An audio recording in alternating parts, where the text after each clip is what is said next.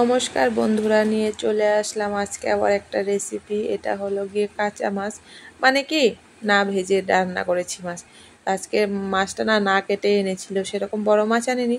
আচ্ছা, এই মাছটা কি মাছ আমি সেরকম জানি না ঠিকঠাক, তার জন্য মাছটাকে না আজকে আমার নিজেকেই কাটতে হবে। আর আমার না মাছ, বড় মাছ কাটতে সে ভালো লাগে না, তবু নিয়ে এসেছে, কি করার, আর কিছু করার নেই। মাছগুলো কেটে একদম মানে পেটিগুলো নিয়ে নিয়েছি। আর বেশি বড় বড় পেটি হয়নি, মাছটা যেহেতু ছোট তার জন্য ছোট ছোট পেটি হয়েছে। আর এখানে আমি কাদা মাছ, পিঠের মাছগুলো নেইনি, শুধু পেটিগুলো নিয়েছি। কাঁচা রান্না করবো তো তাই।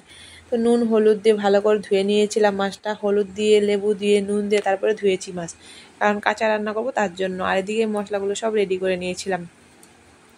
তারপরে মাছগুলো নিয়ে নিলাম কড়াতে, একদম কড়াতে নিয়ে নিয়েছি। দিয়ে দিচ্ছি অনেকটা পরিমাণে লেবুর রস, হলুদ, টমেটো কুচি, কাঁচা লঙ্কা, আদা রসুন বাটা, জিরে বাটা, তো সবগুলো মশলা, হলুদ গুঁড়ো, লবণ স্বাদ মতো। তারপরে দিয়েছিলাম একটু কুচনো পেঁয়াজ, মানে বেশি দিইনি, খুব কম পরিমাণে দিয়েছি।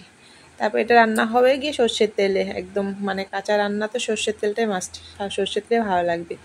তো দিয়ে দিলাম অনেকটা পরিমাণ মতোই সর্ষের তেলটা। সর্ষের তেল দিয়ে দেখো না এখানে ভালো করে মাছটা এখন গায়ে হলুদ হয়ে যাচ্ছে, মাখানো হচ্ছে। তারপর আর কি দিয়ে দিচ্ছিলাম একটু ধনে গুঁড়ো। সব মশলাগুলো আমি পাটায় বেটেছি, কিন্তু ধনেটা গুঁড়ো মশলাটাই দিয়েছি। দেওয়া হয়ে গেছে। আর দিয়ে দেখো না দিয়ে দিচ্ছি টক দই 2 চামচ মতো। আর এটা দইটা না আমি ঘরেই বানিয়েছিলাম, উপরে একদম সর পড়ে গেছে, তো এই সরটা সরিয়ে দিয়ে আমি 2 চামচ মতো টক দই দিয়ে দিয়েছি। তারপরে একদম সব কিছু ভালো করে মাখানো হয়ে গেছে, মাখো মাখো দেখতে পাচ্ছ। আর এটা না মাখার পরে এরকম লাগে রান্না হয়ে গেছে, এত সুন্দর হয়েছে, মাখানোর পরেই মনে হচ্ছিল রান্না হয়ে গেছে। তারপর আর কি একটু জলটা দিয়ে দিলাম, মানে কম জলে দিয়েছি, বাড়িতে মশলা ছিল তো ওটাতে একটু ধুয়ে জলটা দিয়ে দিয়েছি। তারপর আর কি উপরে কয়েকটা কাঁচা লঙ্কা, চেরা কাঁচা লঙ্কা আর সর্ষের তেল, কাঁচা সর্ষের তেল মাখানো হওয়ার পর তারপর জল দিয়ে সর্ষের তেল এগুলো দিয়ে দেখো না এখন দিয়ে দিলাম। এখন আঁচ কমিয়ে এটাকে একদম ভাপে রান্না হবে, যেহেতু ভাজাভুজির সিস্টেম নেই এখানে, একদম মশলাও কষানো নেই, তো গ্যাসে আঁচটা কমিয়ে দিয়ে ঢাকনা দিয়ে রেখে দিতে হবে একদম অনেকটা টাইম মতো, 10-15-20 মিনিট মতো একদম ঢাকনা দিয়ে গ্যাসটা কমিয়ে দিয়ে বসিয়ে রেখেছিলাম। এদিকে দেখতে পাচ্ছ কি সুন্দর একটু জল দিয়েছিলাম, মাখো মাখো হয়ে গেছে কি সুন্দর।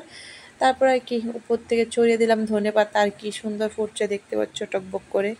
এখানে যেহেতু জল নেই তো আঁচ কমানো বলে হালকা হালকা সুন্দর হচ্ছে না, দেখে এত টেস্ট হয়েছিল, দেখেই মনে হচ্ছিল এত টেস্টি হয়েছে, খেতে তো খুবই টেস্টি হয়েছিল। মানে মানে কি বলবো তোমাদেরকে, তোমরা একবার বানিয়ে খেয়ে তারপর বলবে সত্যি কি মিথ্যে বলছি আমি। আর এতটা টেস্টি হয়েছিল কি বলবো তোমাদেরকে। দেখো না এখানে চিকেনের মতো লাগছে না, মনে হচ্ছে না চিকেন কষা, কিন্তু এটা মাছ, বহুত মানে অনেকটা টেস্টি হয়েছিল। যাই হোক, তোমরা একবার খেয়ে তারপর বলবে কেমন হলো খেতে।